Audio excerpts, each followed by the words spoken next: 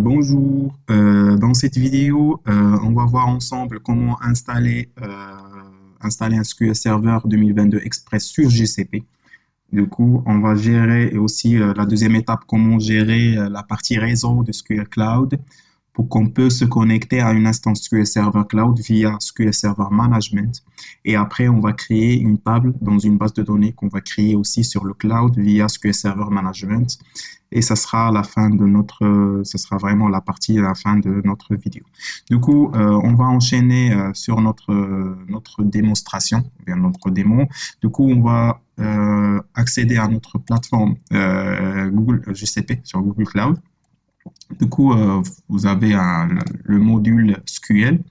Du coup, dans ce module-là, on va créer notre instance.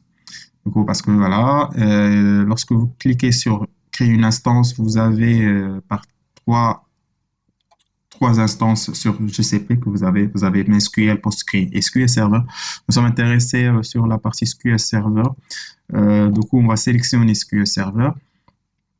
Voilà, dans cette interface, comme vous le voyez ici dans la page, il y a ID instance. Donc, on va appeler SQL Server démo, par exemple, du coup, pour notre démonstration. Ici, soit vous générez votre mot de passe comme celle-là, par exemple, et vous générez cette mot de passe, ou bien vous pouvez aussi créer votre propre mot de passe. Du coup, on va faire notre propre mot de passe. Voilà, on a créé notre mot de passe. Du coup, par défaut, ils ont fait 2019, mais vous avez plusieurs versions. Des versions 2017 et 2019 et 2020. Et par exemple, on va choisir 2022. Alors, 2022, on a Express, Web et Standard et Enterprise. Du coup, on va choisir juste Express pour notre démo. Du coup, alors, la deuxième partie, c'est la partie configuration. Du coup, nous, on a besoin seulement pour le développement. On n'a pas besoin pour la production. Du coup, et après, vous avez ici le détail de la config, vraiment, combien de CPU, etc. Du coup, nous sommes intéressés sur la partie développement. On a juste 2 CPU, etc., 8 Go, voilà, etc. Réduire. Et après, on va voir dans quelle zone on va créer, dans quelle région et dans quelle zone on va créer notre instance SQL Server. Donc, je vais choisir centrale 1. Et je vais choisir juste une seule zone, zone unique. Du coup, c'est pas la seule différence entre la zone unique et zone multiple. Si vous utilisez une base de données qui sera en prod ou bien en recette et que vous voulez dans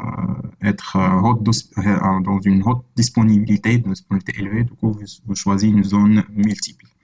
Du coup, nous, on n'a pas intéressé pour le zone multiple. Du coup, je vais choisir une seule zone. Désolé. Alors, après, on peut personnaliser notre instance. Alors, on va afficher la config. Du coup, ici, vous avez les types de config, de processeurs 4, etc. Du coup, on a choisi de processeurs parce que c'est juste un thème, une instance pour le développement.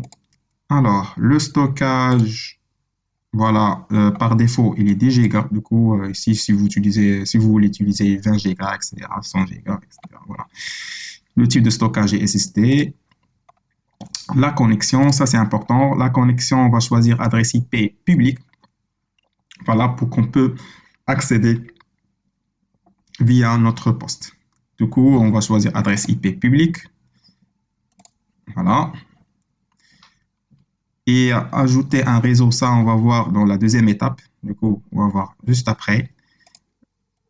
Et l'authentification, on ne va pas utiliser un Active Directory, donc on ne va rien choisir. Et la partie protection de données, ici, vous avez activé la protection contre la suppression. Ici, c'est activé par défaut. Du coup, vous ne pouvez pas supprimer votre base de données pour la protection. Vous pouvez, moi, je vais les désactiver parce que je peux supprimer la base de données après la démo. Du coup, je vais les désactiver. Et la partie maintenance, ici, vraiment, vous choisissez l'interface où il va exécuter les tâches de maintenance. Voilà, c'est l'interface aléatoire où vous pouvez aussi choisir le jour où il va mettre votre base de données en maintenance, par exemple, de mettre à jour la version de la base de données, etc. Ou bien des machines en fait qui tournent en fait les machines qui tournent dans l'instance SQL Server. Voilà. Et l'ordre de la mise à jour, voilà, on va laisser aléatoire. Voilà, ça c'est le mode de maintenance. Les options de paramètres aussi, ça c'est des paramètres. On peut utiliser, on peut laisser ça par défaut. Et les étiquettes, voilà, ça, par exemple, si vous faites des étiquettes, des tags sur votre instance SQL Server. Du coup, on peut ajouter une étiquette, par exemple, database, c'est un SQL Server, par exemple. Voilà. Du coup, voilà. Et ça, c'est le résumé de la fin. Du coup, on a la région US, Centrale 1, notre version, c'est SQL Server 2022. On a deux processeurs sur cette instance, 8 Go en mémoire, le stockage 10 Go. C'est une adresse IP publique. Le sauvegarde est automatique avec une intervalle aléatoire et la disponibilité, c'est une zone unique, etc. Récupération à un moment précis désactivé et le début de réseau, etc. Du coup, ça, c'est notre instance. Du coup, on a bien validé notre instance. Du coup, on va créer une instance. Du coup, on va cliquer sur créer une instance. Voilà. Et notre instance, il est en train de créer. Il est en train de créer. Du coup, on peut aller sur tous les instances ici et on va voir notre instance SQL Server démon. Voilà. Ici, vous avez les actions que vous pouvez faire. Vous pouvez modifier après la création ou bien supprimer votre mot de passe, désolé, votre instance. Et voilà, se connecter à une VM. Ici, vous créez une VM pour que vous pouvez aussi accéder à cette SQL Server. Et nous ne sommes pas besoin parce qu'on va accéder à notre SQL Server via notre poste. Voilà, du coup, notre base de données, elle est créée. Du coup, ici, en attendant qu'elle soit créée, ici, vous avez euh, trois ou bien six onglets, en fait. Le vue d'ensemble, ici, vous avez l'ensemble des vues. Par exemple, ici, vous avez l'adresse IP publique et le nom de la connexion, le compte, etc. Et ici aussi, la partie configuration qu'on va voir par la suite maintenant. Ici, le tag et la partie maintenance. Voilà, je vais juste... Voilà, et ici, la modification, si vous voulez modifier les préférences qu'on va voir par la suite. Du coup, ici, la connexion. Ici, vous avez quatre onglets, résumé. Ça, c'est le résumé de euh, votre, euh, votre instance. La mise en réseau, ça, on va voir par la suite aussi pour gérer notre réseau. C'est la deuxième étape qu'on va voir. Et la partie sécurité, c'est vraiment si vous voulez créer euh, une instance avec un certificat SSL. Du coup, vous pouvez gérer votre certificat ici, dans cette partie-là. Et la test de connectivité qu'on va voir aussi par la suite aussi dans cette vidéo pour tester votre connectivité à votre instance SQL.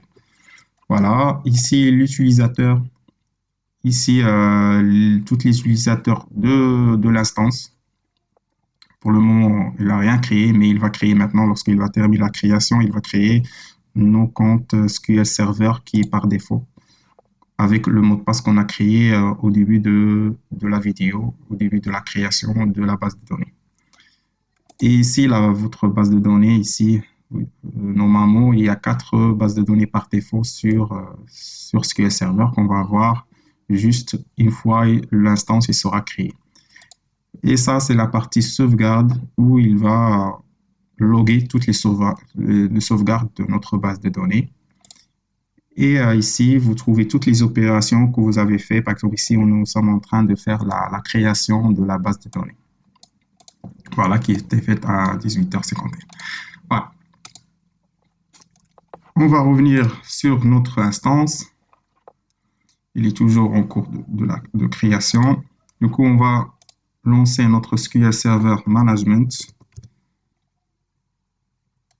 Voilà, il est là, SQL Server Management.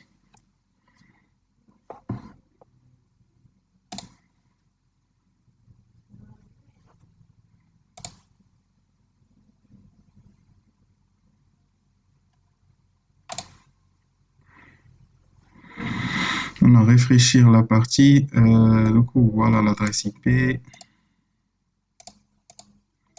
Ici, vous sélectionnez ici, vous trouvez le détail de la partie surveillance ici aussi, la partie, tout ce qui est CPU, processeur, mémoire, voilà, en temps réel.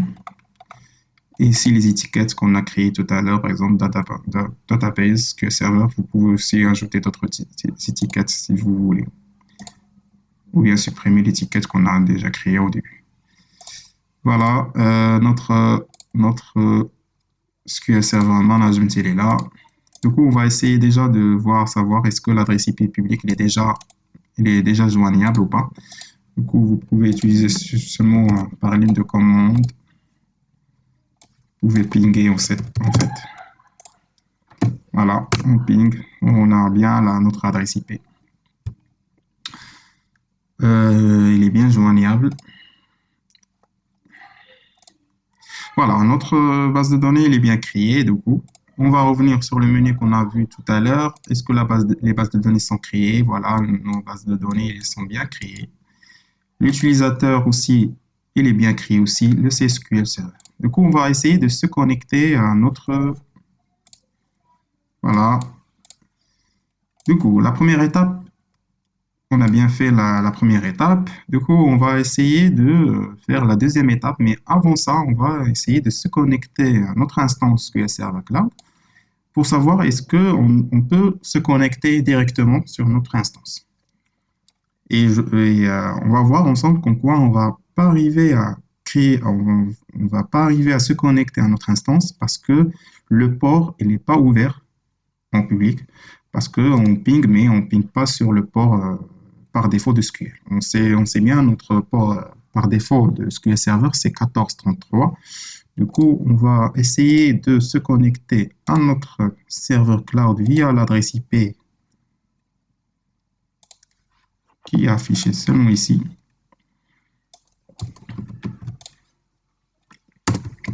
Voilà notre adresse IP de notre SQL Server.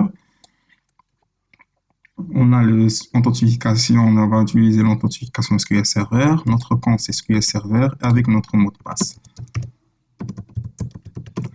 Voilà. On va essayer de se connecter, mais on va pas y arriver parce qu'il va nous donner une erreur en quoi de raison, en quoi on va pas arriver à se connecter à notre base de données. Même on arrive à pinguer sur l'adresse IP, mais le port n'est pas ouvert.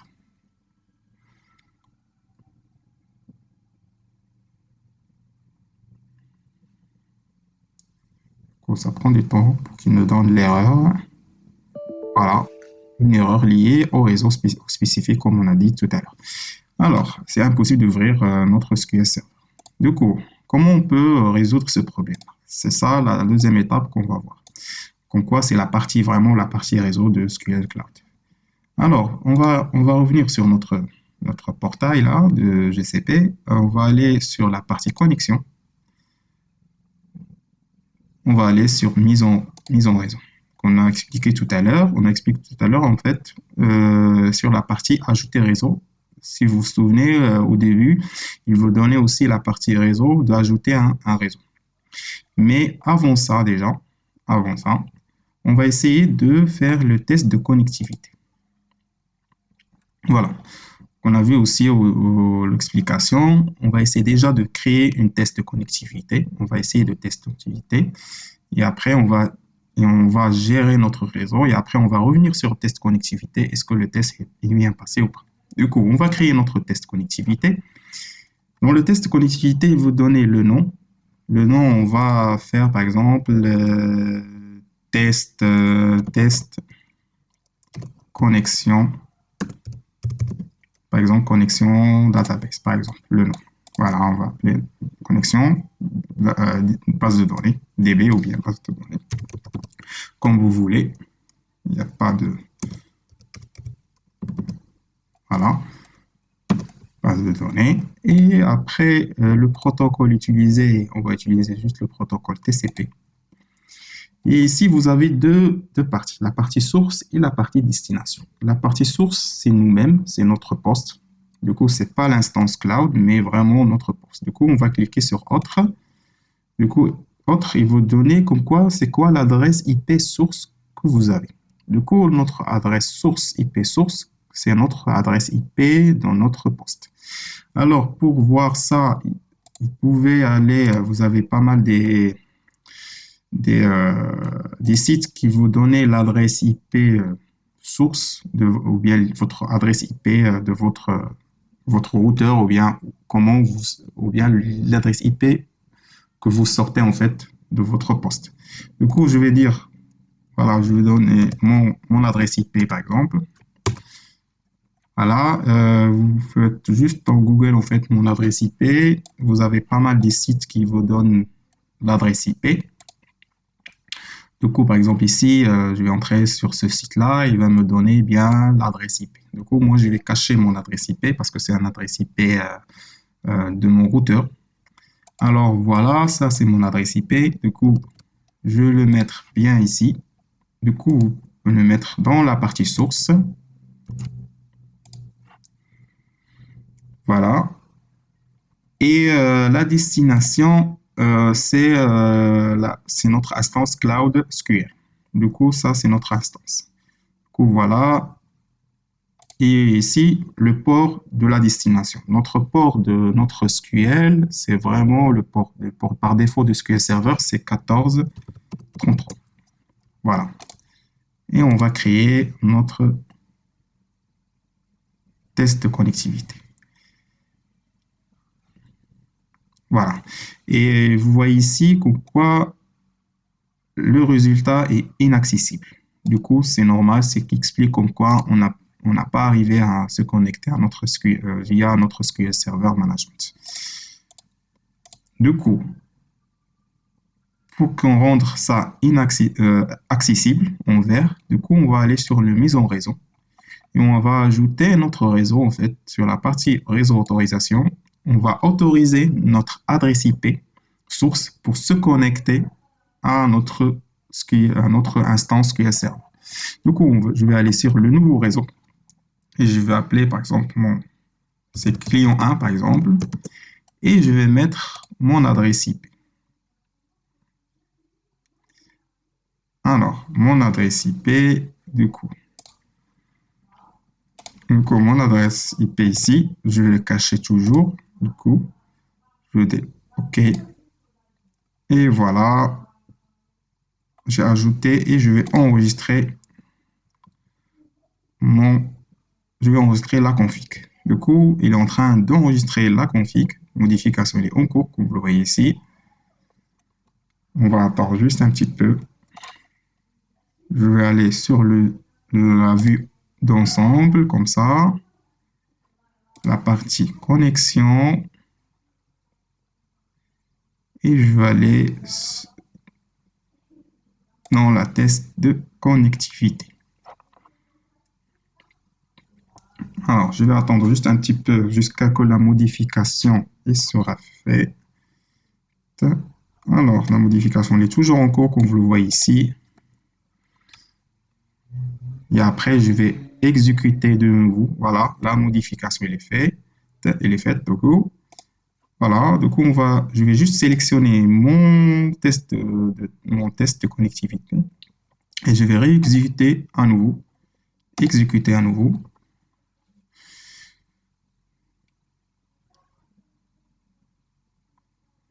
Voilà. Voilà, toujours inaccessible. Je vais juste attendre un petit peu. Je vais réexécuter jusqu'à qu'il me donne comme quoi il est en vert.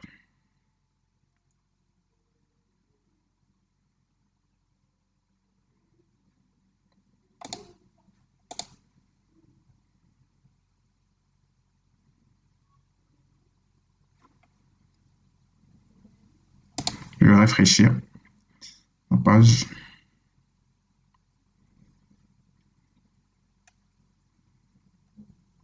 On va exécuter de nouveau. S'il ne m'a pas donné, je vais donner juste l'interface principale de test de connexion. Ah, voilà. Maintenant, il m'a donné en vert. Maintenant, on est bien, il est accessible. Du coup, maintenant, notre adresse source, voilà, c'est là. En fait, j'ai caché dans, voilà, pour que ne pas, j'affiche pas mon adresse IP source. Voilà. Et maintenant, maintenant, la partie gestion de réseau, il est bien fait. Du coup, on va essayer de se connecter à cette instance cloud maintenant. On va essayer dans SQL Server. Voilà. Du coup, tout à l'heure, comme on a vu, comme quoi on n'a pas arrivé à se connecter à la base. Maintenant, on va refaire la connexion. Voilà. Voilà, on est bien arrivé à se connecter à notre base de données SQL Server. Et voilà, on va voir, on va afficher les bases de données système qu'on a vu tout à l'heure. Et on a le master, le modèle et le MSDB, etc. Voilà. Du coup, puisque nous sommes maintenant, on est bien. Du coup, la troisième étape, on arrive bien à se connecter à notre serveur SQL Cloud. Du coup, la quatrième étape et la dernière, c'est vraiment de créer une table dans une base de données sur le cloud. Alors, comme vous le voyez ici, on a la base de données. On a la base de données ici. Du coup, on a les quatre tables qu'on a vues ici. Alors, on va essayer de créer une base de données déjà et après, on va essayer de créer une table là-dessus. Alors, on va essayer de créer une base de données déjà.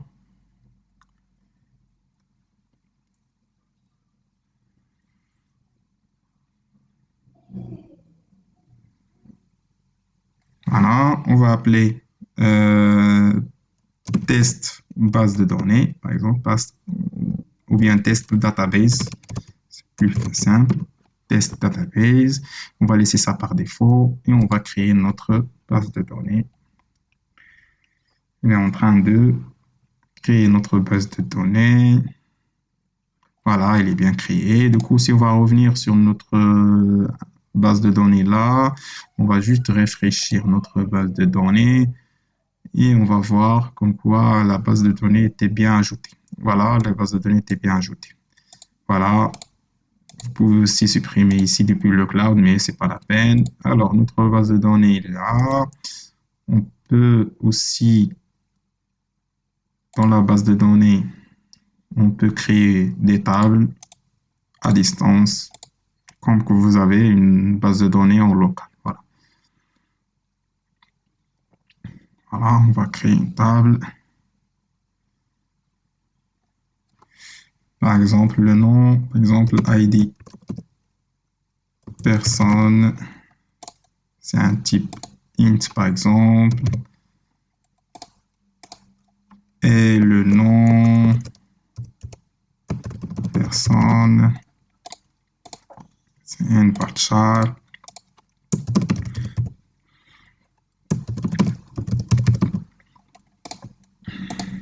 Un varchar. Voilà, juste des tests, âge, personne. C'est un int, par exemple, ou bien un int, par exemple. Voilà. Voilà, et on va essayer de sauvegarder la table. Par exemple, la table, on va appeler personne. Voilà, et on a créé notre table personne.